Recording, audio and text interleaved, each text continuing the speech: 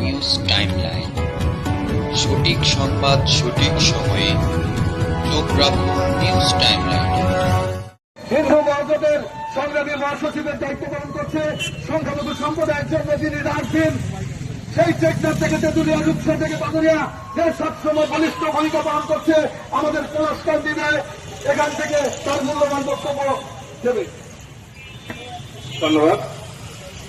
আমরা কিছুক্ষণের পরেই আমরা প্রিয় সাংবাদিক ভাই বোনদেরকে অনুরোধ করবো 2-3 মিনিট আমাদের সময় দেওয়ার জন্য। আমরা আমাদের যে মূল প্রোগ্রাম, মূল কর্মসূচি, সেটি হচ্ছে মশাল মিছিল করে আমরা একটি ধিক্কার জানাতে চাই সেই শক্তিকে, যে শক্তি বাংলাদেশের স্বাধীনতাকে অস্বীকার করেছে, যে শক্তি স্বাধীনতার যে মূল মন্ত্র সকল সম্প্রদায়ের সম অধিকার, সেই অধিকারকে অস্বীকার করেছে এবং সকল সম্প্রদায়ের ধর্মীয় স্বাধীনতা, সেই স্বাধীনতাকে অস্বীকার করে একটি হিন্দু সম্প্রদায়ের উপরে আঘাত এনেছে। আপনারা জানেন যে বিস্তারিত কিছু বলার দরকার নাই। আজকের এই মহান জায়গায় ঢাকা বিশ্ববিদ্যালয়ের একটি ঐতিহাসিক পাদদেশে যেখানে 66 আন্দোলন সফল হয়েছে, যেখানে 52 আন্দোলন সফল হয়েছে, যেখানে 71 আন্দোলন সফল হয়েছে, যেখানে 90 আন্দোলন সফল হয়েছে, যেখানে 24 আন্দোলন সফল হয়েছে, আজকে এই পবিত্র জায়গায় দাঁড়িয়ে ছাত্র এবং যুবরা যে আন্দোলনের কর্মসূচি দিয়েছে যে রাম মন্দির প্রতিষ্ঠা হবে, এই বাংলাদেশে রাম মন্দির প্রতিষ্ঠা কেউ ঠেকাতে পারবে না। বাংলাদেশে এমন কোন শক্তি নাই যে রাম মন্দির প্রতিষ্ঠা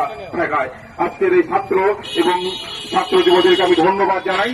অল্প সময়ের মধ্যে একটি প্রতিবাদ তারা করেছে, প্রতিবাদের সূচনা তারা আজকে করেছে এবং ঘোষণা দিয়েছে যতদিন পর্যন্ত পলাশবাড়ীতে রাম মন্দির নির্মাণ না হবে ততদিন পর্যন্ত এই ছাত্র জনতা সারা বাংলাদেশে আন্দোলন করবে। যেহেতু তারা ঘোষণা দিয়েছে, আমি এই দেশের হিন্দু ছাত্র এবং যুবদেরকে চিনি, যেহেতু তারা ঘোষণা দিয়েছে তারা এই ঘোষণা ফল না পাওয়া পর্যন্ত ঘরে ফিরবে না, এটা আমার বিশ্বাস। আজকে যে সাম্প্রদায়িক শক্তি আমাদের পরম পুরুষোত্তম ভগবান রামচন্দ্রের উপরে যে আঘাত এনেছে, আমি অত্যন্ত খুশি হয়েছি, কারণ তারা রামচন্দ্রকে ভয় পেয়েছে। আমি অত্যন্ত খুশি হয়েছি আজকে পলাশবাড়ী বাংলাদেশের মধ্যে নয়, আন্তর্জাতিক মন্দির হয়ে গেছে। আন্তর্জাতিক সবাই জিজ্ঞাসা করছে যে সেইখানে মন্দির উদ্বোধন হলে সারা বিশ্ব থেকে রাম ভক্তরা সেইখানে যাবে। আমি আজকে আমার সাথে মন্দির কমিটির কথা হয়েছে, আমি মন্দির কমিটিকে তাদেরকে ভয় ভীতি দেখানো হচ্ছে।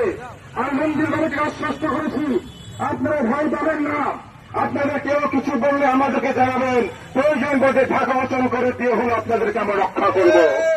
আমি তাদের কথা দিয়েছি, রাম মন্দির আপনারা প্রতিষ্ঠা করেছেন, রাম মন্দির হবে এবং আগের চাইতে অনেক সুন্দরভাবে রাম মন্দির হবে, সারা বাংলাদেশের লোক সেখানে যাবে। আজকে যে বাংলাদেশের যে সমস্যাটি, সেই সমস্যাটি কিন্তু আজকে নয়। এই বিগত তত্ত্বাবধায়ক সরকার, যে সরকার ছিলেন, তিনি জেলখানা থেকে সমস্ত সাম্প্রদায়িক শক্তিকে মুক্ত করে দিয়েছেন। সেই সাম্প্রদায়িক শক্তিরাই আজকে জেলখানা থেকে মুক্ত হয়ে হিন্দু সম্প্রদায়ের পিছনে তারা উঠে পড়ে লেগেছে, যারা বাংলাদেশকে তারা হিন্দু শূন্য করতে চায়। আরে বোকা জানো, যতদিন পর্যন্ত বাংলাদেশ থাকবে, ততদিন পর্যন্ত হিন্দু থাকবে, ততদিন পর্যন্ত রাম ভক্ত থাকবে, ততদিন পর্যন্ত রামের পূজা হবে। এই সঙ্গে বন্ধুগণ, রাম মূর্তি কতটুকু হবে, কত ইঞ্চি হবে, সেটা ঠিক করবে দেশের হিন্দুরা। তোরা ঠিক করার কে? রাম মন্দির দেখা গেল কি দেখা গেল না? তোরা যদি রাম মন্দিরকে ভয় পাস, তোরা প্রয়োজনে পলাশ বাইরে যাস না, তোরা প্রয়োজন বলতে গাইবান্ধা থেকে অন্য জেলায় চলে যা। রাম মন্দির পলাশ বাড়িতে হবে, তোরা থাকবে থাকবি, না থাকবে না থাকবি। সেই সংগ্রামে বন্ধুগণ, আমরা কিছুক্ষণের মধ্যে মশাল মিছিল চালু করবো। আমি মশাল মিছিলকে এখানে নিয়ে আসার অনুরোধ করছি।